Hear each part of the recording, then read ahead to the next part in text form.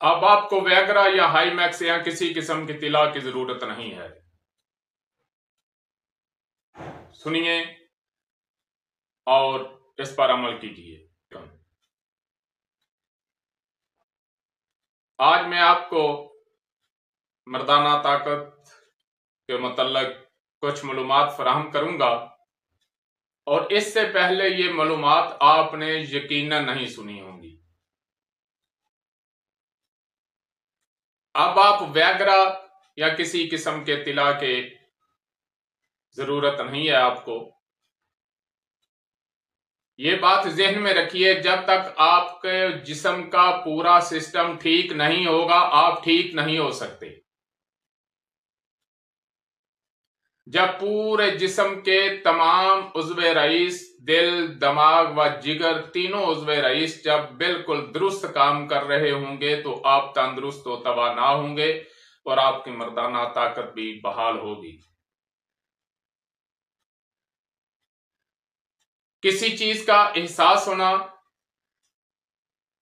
ये दिमाग के तहत है, दिमाग व असाब के तहत है, और किसी चीज में हरकत का पैदा होना, जिस्म में किसी जगह हरकत का पैदा होना ये दिल और उजलात के तहत है, और किसी चीज को ताकत देना, उसकी कुव्वत को बहाल रखना ये जिगर का काम है। जब तक एहसास और हरकत और ताकत ना होगी आप मुकम्मल तंदुरुस्त नहीं है और ना ही मर्दाना ताकत बहाल होगी।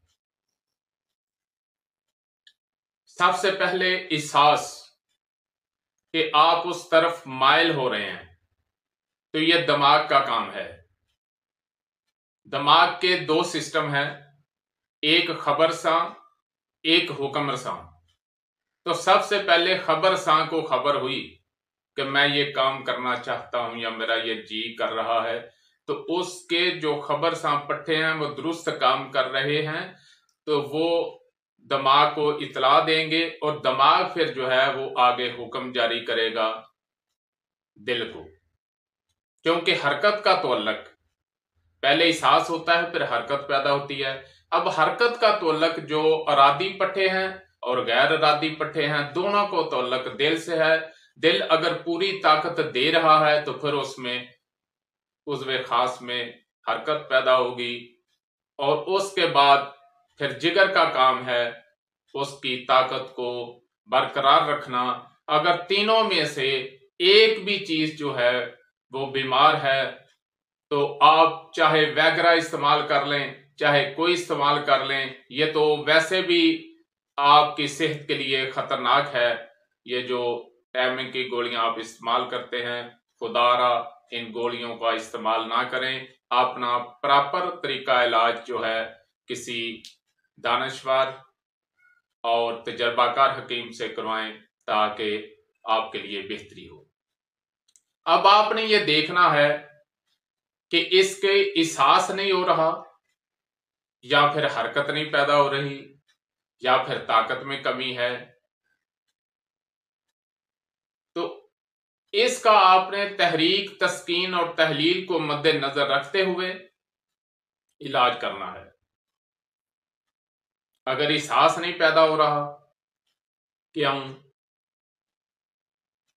दिमाग तहलील में है, तहरीक में है, तस्कीन में है, तीनों हालतों में एहसास जो है वो असरअंदाज होगा।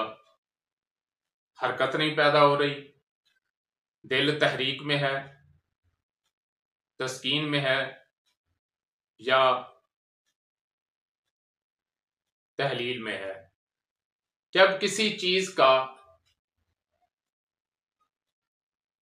हरकत अगर तहरीक के तहत हरकत ज्यादा हो गई है तो आगे चौंके गुद्दत में तस्कीन है, तो वो पूरी ताकत जो है वो नहीं दे रहा, तो फिर भी मामला जो है वो बिगड़ जाएगा। आपने तीनों उज़्वे रईस की तहरीक, तस्कीन और तहलील को मद्देनजर रखते हुए मकाम तस्कीन को आपने दवाई देनी है। अगर उजलाती, अगर असाबी तहरीक है तो एहसास तो बढ़ जाएगा, लेकिन हरकत में चूंकि सुकून है, दिल जो है वो तस्कीन में है, तो हरकत का मामला जो है वो बिगड़ा होगा, हरकत नहीं होगी। और अगर उजलाती तहरीक है तो उसमें हरकत होगी, लेकिन आगे फिर गुद्दत में तस्कीन होगी, तो तस्कीन के बायस जो है वो पूरी ताकत उसको मुयस्सर नहीं होगी, तो मामला जो है वो बिगड़ जाएगा। तीनों उज़्वे रईस जो हैं वो बिल्कुल नॉर्मल इत्दाल पे काम करेंगे तो आपकी सेहत बहाल होगी। आप किसी भी अलामत का इलाज ना कराएं और ना करें। आप उज़्वे रईस का जो फेल है आप उसको दुरुस्त कर दें, आपकी तमाम बीमारियां जो हैं वो इंशाल्लाह चली जाएंगी। वमा अलैना इल्लल बलाग। जी दोस्तों, मजाज को मद्देनजर रखने के बगैर आप जितने मर्जी मकबियात खा लें, जितनी मर्जी मजूने खा लें, जितने मर्जी लबूब खा लें, आपको फायदा नहीं होगा। और जब आप मजाज को मद्देनजर रखते हुए कोई गजा खाएंगे तो आपको छुहारा भी जो है वो लबूब कबीर से ज्यादा फायदा देगा, बादाम भी लबूब कबीर से ज्यादा फायदा देंगे, और मगज तरबूज भी लबूब कबीर से ज्यादा फायदा देंगे।